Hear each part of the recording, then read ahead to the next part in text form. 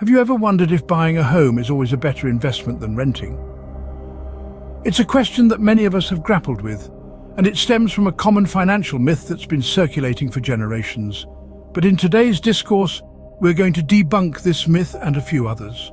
Our financial journey today takes us into the realm of real estate and the great debate, to buy or to rent. You've likely heard it before. Buying a home is always a better investment than renting. It's a statement we've been conditioned to accept as gospel. However, this isn't always the case. Let's imagine two individuals in the same city with the same income. One chooses to buy a home, while the other opts to rent and invest the difference in a diversified portfolio. After a period of 20 years, the renter's investment portfolio could potentially outperform the homeowner's equity, especially when considering the costs of home maintenance, property taxes, and interest on a mortgage. On the flip side, owning a home offers stability and the opportunity to build equity over time, something that renting does not provide. It can also be a source of forced savings, which can be beneficial for those who struggle to save otherwise. In reality, the decision between renting and buying a home hinges on a multitude of factors. Your financial situation, your long-term plans, and the housing market in your area, to name a few. For some, investing in a home may indeed be a wise financial decision. For others, renting and investing the difference could yield better returns. So we see that this myth doesn't hold water in every situation. There's no one-size-fits-all answer, and the best choice for you depends on your individual circumstances. So, buying a home isn't always the golden ticket. It depends on your personal situation. Remember, the world of finance is complex and full of nuances. As we continue to debunk these myths, we hope to provide you with the knowledge to make informed financial decisions tailored to your unique situation. Now, how about this one? Carrying a balance on your credit card boosts your credit score. The idea is as common as it is misleading. This myth suggests that by keeping a balance on your credit card, you demonstrate to lenders your ability to manage debt, consequently improving your credit score. However, this couldn't be further from the truth. In reality, carrying a balance on your credit card can have the opposite effect. It may lead to the accumulation of interest, increase your debt, and negatively impact your credit utilization ratio, an important factor in credit score calculations. Let's break this down. Your credit utilization ratio is the percentage of your available credit that you're using. So if you have a credit limit of £1,000 and you're carrying a balance of £500, your credit utilization ratio is 50%. Credit scoring models like FICO and VantageScore consider this ratio, and a higher percentage can indicate a higher risk of default, potentially lowering your credit score. Ideally, you should aim for a credit utilization ratio of less than 30%. Furthermore, carrying a balance means you're likely paying interest on that balance. This can lead to the accumulation of unnecessary debt, straining your finances and further impacting your credit score. So instead of carrying a balance, a more effective strategy to boost your credit score would be to pay off your balance in full each month. This demonstrates responsible credit card usage and can actually help improve your credit score over time. It's also important to remember that your payment history makes up a significant portion of your credit score. Consistently making your payments on time is a far more effective way to boost your credit score than carrying a balance. In conclusion, responsible credit card usage is key. Pay off your balance in full each month, keep your credit utilization ratio low, and always make your payments on time. So, carrying a balance on your credit card isn't a recipe for a good credit score. This myth, like many others, is best left in the annals of financial folklore. Before we move on to the next myth, if you're finding this video useful, please give it a like and consider subscribing to our channel. We're always striving to deliver the most insightful and valuable content. Now, let's bust another myth wide open. This one is a common belief, especially among those drowning in debt. The myth goes, all debt consolidation is beneficial. Well, my friends, it's not inherently true. Debt consolidation can indeed be a powerful tool for managing and paying off debt. It allows you to combine multiple debts into a single payment, often with a lower interest rate. This simplification can be a great relief.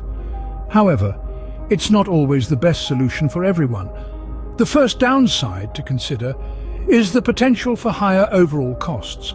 While a lower monthly payment might seem attractive, it often comes with a longer repayment period. This means you could end up paying more in interest over the long haul. Then there's the risk of falling into the same spending habits. Consolidating your debt does not mean it has disappeared. If you're not careful, you could end up accumulating more debt on top of what you've already consolidated. It's crucial to address the root cause of your debt issue, not just the symptoms. Another potential pitfall is the impact on your credit score. Applying for a debt consolidation loan can result in a hard inquiry on your credit report, which may temporarily lower your score. And if you close old accounts, you could reduce the length of your credit history, another key factor in your score. So debt consolidation isn't always the magic solution it's made out to be. It's essential to weigh the potential benefits against the risks and to consider other debt management strategies. Remember, financial decisions should always be based on careful consideration and not on misconceptions. Stay tuned as we continue to debunk more financial myths, providing you with the knowledge to make informed financial decisions.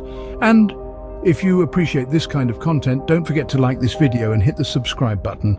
Your support is what allows us to keep producing these insightful videos. Now, who here believes that a higher income guarantees financial success? Let's delve into this fourth myth, one that seems to have a magnetic allure. It's easy to think that a bigger paycheck is the golden ticket to financial stability. After all, more money means more to spend, save, and invest, right? However, the reality is not as straightforward as it may appear. Let's unpack this. A higher income certainly provides more resources, but it does not guarantee financial success. Why? Because financial success is not just about how much you earn, it's about how you manage what you earn. It's about your financial habits, your budgeting skills, your saving and investing strategies. It's about the discipline to live within your means, even as those means increase. Consider this. A person earning a six-figure salary but living paycheck to paycheck may not be as financially secure as someone earning less, but diligently saving and investing a portion of their income. The former may have a higher income, but the latter has a higher net worth. The essence of this myth is the misconception that more income equals more wealth. But remember, wealth is not just about income, it's about assets and investments. It's about having a buffer for emergencies and a plan for the future. It's about creating a sustainable financial ecosystem that can weather the ups and downs of life. So the next time you catch yourself thinking that a higher income is the key to financial success, remember this. It's not about how much you earn, but how well you manage it. It's about budgeting wisely, saving regularly, and investing strategically. It's about making your money work for you, not the other way around. And this brings us to an important conclusion. A higher income can certainly help, but it's not the be-all and end-all of financial success. It's the financial habits you cultivate, the decisions you make, and the discipline you maintain that truly pave the way to financial stability and growth. So, a higher income doesn't necessarily mean financial success. Finally, let's tackle this one. All debt is bad. Now, this is a common misconception that often causes unnecessary financial stress. The truth is, debt isn't inherently evil. It's all about how you manage it. When used responsibly, debt can actually be a beneficial tool. Let's consider good debt and bad debt. Good debt is an investment that will grow in value or generate long-term income. Think of student loans or mortgages. These are debts that in the long run can improve your financial health. On the other hand, bad debt is the one that doesn't improve your financial outcome and that you can't afford, like a luxury vacation financed on a credit card. So not all debt is bad, it's how you manage it that matters. If you want to learn more about this topic, check out the links in the description. And if we've earned your trust, don't forget to like this video and subscribe to our channel.